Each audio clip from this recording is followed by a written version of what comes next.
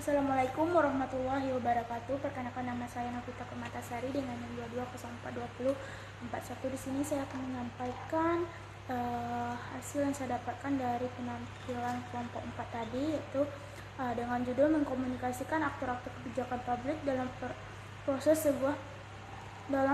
sebuah politik kebijakan, studi kasus unjuk rasa penertiban pedagang swasta dan PKL kebersihan fase 7. Kebijakan penataan kawasan Pasaraya khususnya pada proyek fase 7 merupakan manifestasi dari upaya pemerintah dalam menciptakan tata kelola yang modern, teratur, dan bersih.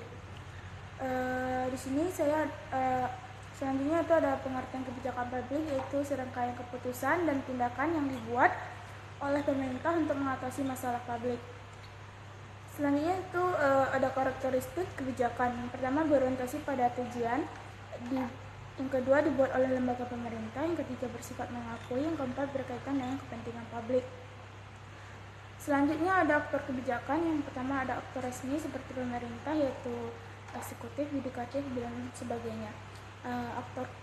Yang kedua, aktor tidak resmi seperti kelompok masyarakat, lembaga swadaya, dan swasta. Proses politik kebijakan dalam publik ini ada tiga. Yang pertama, negosiasi, perdebatan politik, serta yang ketiga ada partisipasi. Selanjutnya itu ada proses perumusan masalah, yaitu terkait okupansi trotoar oleh PKL Pasaraya. Selanjutnya ada formulasi yaitu merancang opsi relokasi pedagang. Yang ketiga ada adopsi kebijakan, yaitu pengambilan keputusan yang sesuai. Yang keempat ada implementasi atau pelibatan Satpol PP dan sebagainya. Yang terakhir ada evaluasi. Selanjutnya ada tujuan kebijakan. Yang pertama, menata ruang publik, menciptakan pemerintah dan menciptakan ketertiban dan keteraturan pedagang. Yang ketiga, meningkatkan kebersihan lingkungan. Yang keempat, memberikan kepastian tempat usaha bagi pedagang. Yang kelima, mendukung pengelolaan aktivitas perdagangan.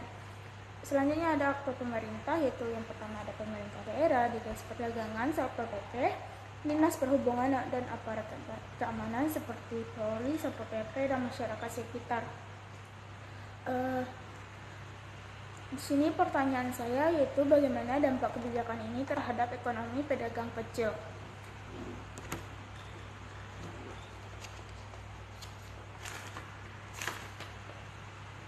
Selanjutnya saya akan menyampaikan hasil yang saya dapatkan dari pemaparan kelompok 7, yaitu dengan judul menganalisis dan membuat hasil analisis kebijakan, studi kasus, polemik kebijakan MBG dan guru honorer.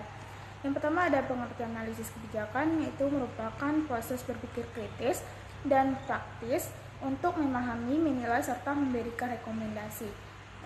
Selanjutnya ada rekomendasi dan karakteristik. Yang pertama ada identifikasi penyebab, analisis dampak, memberikan rekomendasi, serta membantu menciptakan kebijakan. Yang ketiga itu tahap analisis. Yang pertama ada identifikasi masalah, alternatif kebijakan, penyusunan rekomendasi solusi, pelaksanaan kebijakan, dan pemantauan atau evaluasi. Selain itu ada juga tahapan identifikasi masalah seperti pengenalan masalah, pendefinisian masalah, spesifikasi masalah, dan penataan prioritas masalah. Teknik pengumpulan data dalam analisis kebijakan ini ada 4, yaitu studi literatur, analisis data statistis, wawancara, dan observasi lapangan. Selanjutnya itu ada pengertian dari alternatif kebijakan yaitu berbagai pilihan solusi yang diajukan untuk mengatasi suatu masalah kebijakan. Yang kedua ada jenis alternatif kebijakan. Yang pertama itu kebijakan baru, perubahan kebijakan, pencabutan kebijakan, serta kombinasi kebijakan. Yang selanjutnya itu ada langkah-langkah alternatif seperti identifikasi alternatif kebijakan, analisis alternatif kebijakan, dan evaluasi alternatif kebijakan. Pada studi kasus kelompok 7 tadi, polemik kebijakan MBG dan guru honorer, kebijakan ini menuai kritik karena terjadi di tengah masih belum terselesaikannya masalah kesejahteraan guru honorer yang telah lama mengabdi di sektor pendidikan. Selanjutnya ada rekomendasi kebijakan. Yang pertama, meningkatkan kesejahteraan guru honorer. Yang kedua, mempercepat pengangkatan guru honorer ke P3K.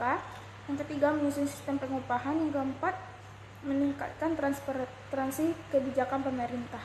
Pertanyaan saya di sini, sejauh mana kebijakan ini memperhatikan aspek kesejahteraan guru honorer? Mungkin sekian yang dapat saya pahami dari kedua materi tersebut. Saya akhiri dengan Assalamualaikum warahmatullahi wabarakatuh.